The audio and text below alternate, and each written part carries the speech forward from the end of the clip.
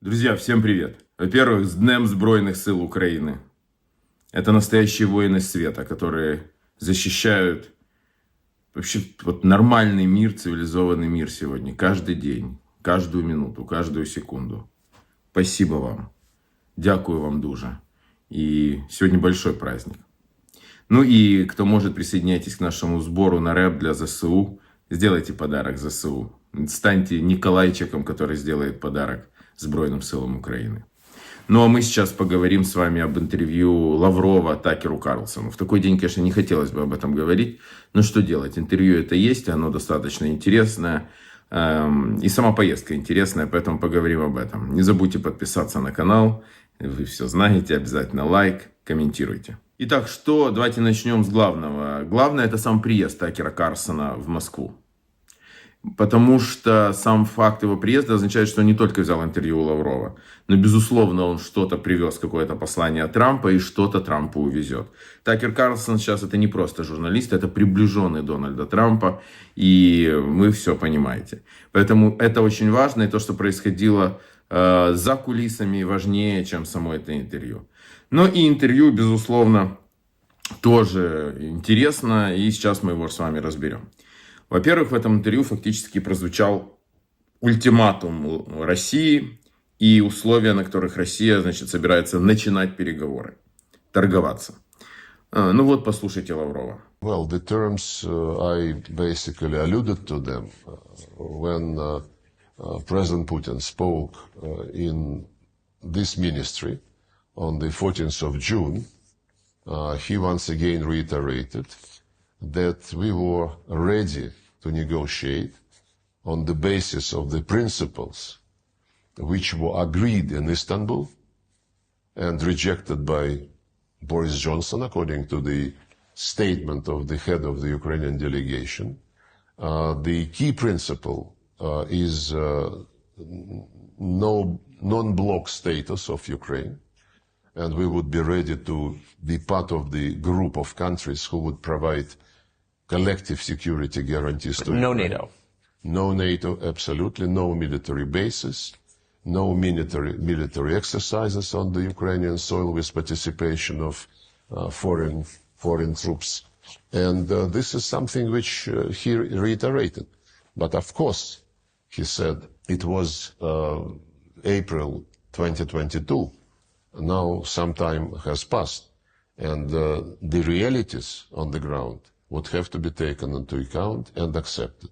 The realities on the ground are not only the line of contact, but also the changes in the Russian constitution after referendum was held in Donetsk, Lugansk republics and Kherson and Zaporozhye regions. Yes. And they are now part of the Russian Federation according to the constitution, and this is a reality. And of course, we cannot tolerate a deal which would keep the legislation which I quoted, prohibiting Russian language, Russian media, Russian culture, Ukrainian Orthodox Church, because it is a violation of the obligations of Ukraine under the UN Charter. And somebody must be done about it. And the fact that the West, since this Russophobic legislative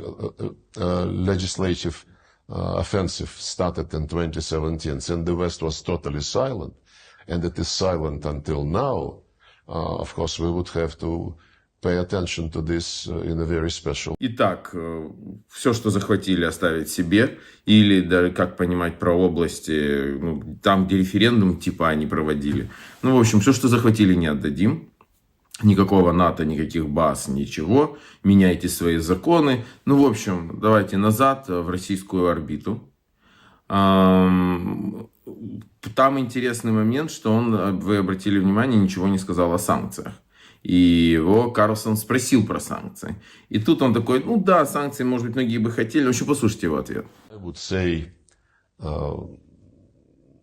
probably many people in Russia would like to make it a condition, but the more we live under sanctions, the more we understand that it is better to rely on yourself and to develop mechanisms, to develop platforms for cooperation with normal countries who are not unfriendly to you, and don't mix economic interest and policies, and especially politics. And we learned a lot after the sanctions started. Sanctions started under Obama. They continued in a very big way under first term of Trump. And these sanctions under the Biden administration are absolutely unprecedented. But what doesn't kill you makes you stronger, you know. Из этих двух ответов что какой можно сделать вывод? Путин считает, что санкции, мол, нужно снимать самому Западу, поэтому он очень хочет, чтобы были сняты санкции, но не хочет это выставлять как свое требование. Торговаться он хочет за другое, за земли, за влияние. Вот это его интересует больше.